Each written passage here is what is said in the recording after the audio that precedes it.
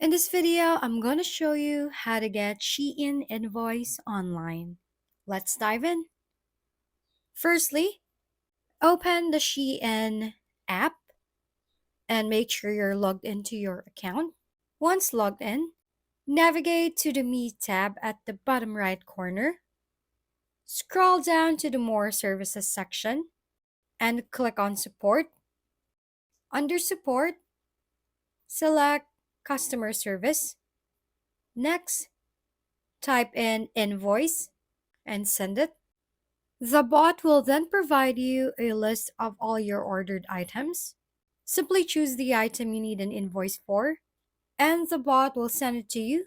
And that's simply it. Thank you for watching. We hope this video helped you figure things out.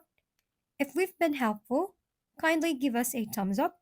And don't forget to hit the subscribe and bell button for more contents.